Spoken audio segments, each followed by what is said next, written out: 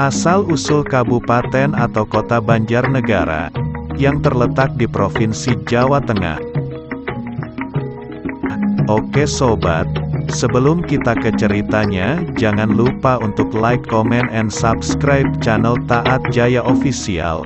Dan jangan lupa share videonya ke teman-teman kalian. Oke sobat, kita ke alur ceritanya.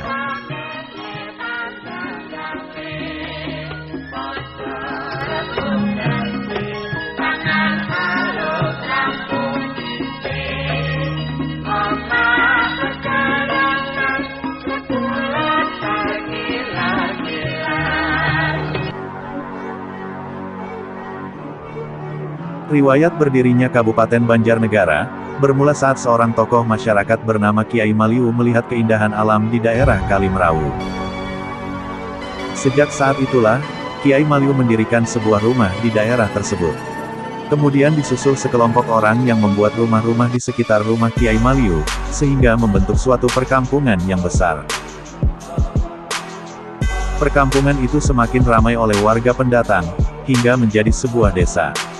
Desa baru itu dinamakan Banjar, sesuai dengan kondisi daerahnya yang berupa sawah berpetak-petak. Kemudian atas dasar musyawarah penduduk desa, Kiai Maliu diangkat menjadi kepala desa, dan dikenal dengan Kiai Ageng Maliu Pertinggi Banjar. Kemajuan desa Banjar semakin meluas ke berbagai daerah karena kepemimpinan Kiai Ageng Maliu yang baik terhadap warganya. Suatu hari Kiai Maliu kedatangan tamu Kanjeng Pangeran Giri Wasiat, Panembahan Giri Pit dan Nyai Sekati. Mereka bertiga adalah keturunan Sunan Giri yang sedang mengembara untuk menyebarluaskan agama Islam ke wilayah selatan.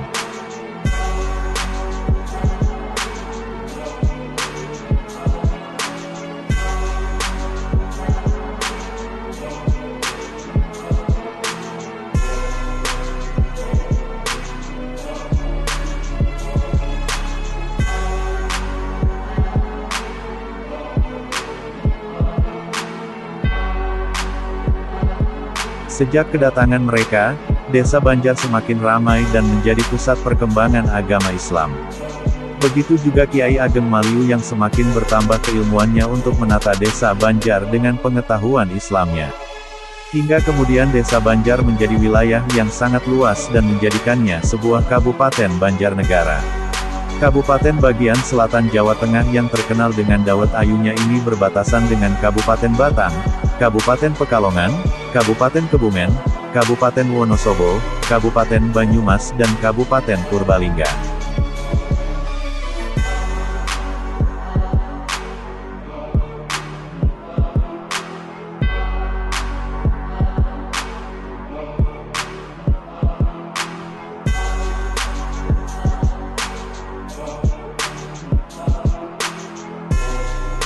Seiring dengan berjalannya waktu dalam Perang Diponegoro, R. Tumenggung Dipoyudo IV berjasa kepada pemerintah Mataram, sehingga diusulkan oleh Sri Susuhunan Pakubuwono ke-7 untuk ditetapkan menjadi Bupati Banjar berdasarkan resolusi Governor Jenderal Buitenzok tanggal 22 Agustus tahun 1831 nomor I, untuk mengisi jabatan Bupati Banjar yang telah dihapus statusnya yang berkedudukan di Banjarmangu dan dikenal dengan Banjar Watulembu. Usul tersebut disetujui. Persoalan meluapnya Sungai Serayu menjadi kendala yang menyulitkan komunikasi dengan Kasunanan Surakarta. Kesulitan ini menjadi sangat dirasakan menjadi beban bagi bupati ketika dia harus menghadiri pasewakan agung pada saat-saat tertentu di Kasultanan Surakarta. Untuk mengatasi masalah ini diputuskan untuk memindahkan ibu kota kabupaten ke selatan Sungai Serayu. Daerah Banjar, sekarang kota Banjarnegara, menjadi pilihan untuk ditetapkan sebagai ibu kota yang baru. Kondisi daerah yang baru ini merupakan persawahan yang luas dengan beberapa lereng yang curam. Di daerah persawahan, Banjar inilah didirikan ibu kota kabupaten, negara, yang baru sehingga nama daerah ini menjadi Banjarnegara, Banjar, Sawah, Negara, Kota.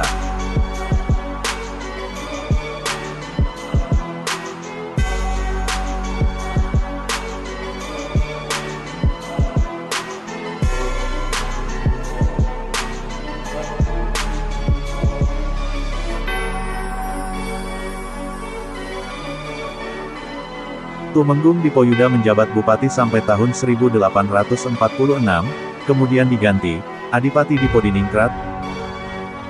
Tahun 1878 pensiun. Penggantinya diambil dari luar Kabupaten Banjarnegara. Gubermen pemerintahan mengangkat Mas Ngabehi Atmodipuro, Pati Kabupaten Purworejo, Bangelan Igung Kalopaking di Panjer, Kebumen, sebagai penggantinya dan bergelar Kanjeng Raden Tumenggung Jayanagarai.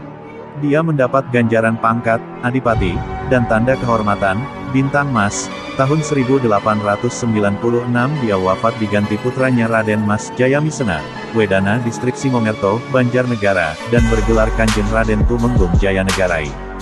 Dari pemerintahan Belanda Raden Tumenggung Jayanegara II mendapat anugerah pangkat, Adipati Arya, Payung Emas Bintang Emas Besar, Ofiser Oranye. Pada tahun 1927 dia berhenti, pensiun. Penggantinya putra dia Raden Sumitro Kalopaking Purwonegoro, yang juga mendapat anugerah sebutan Tumenggung Arya, dia keturunan Kanjeng R. Adipati Dipadingrat, berarti kabupaten kembali kepada keturunan para penguasa terdahulu.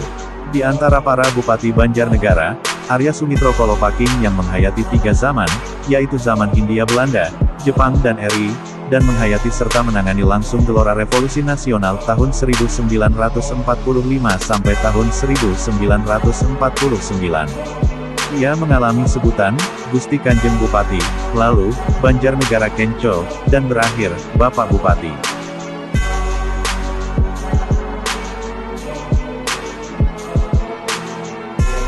Selanjutnya yang menjadi bupati setelah Raden Arya Sumitro Kalopaking Purwonegoro ialah Adipati Dipadiningrat tahun 1846 sampai tahun 1878.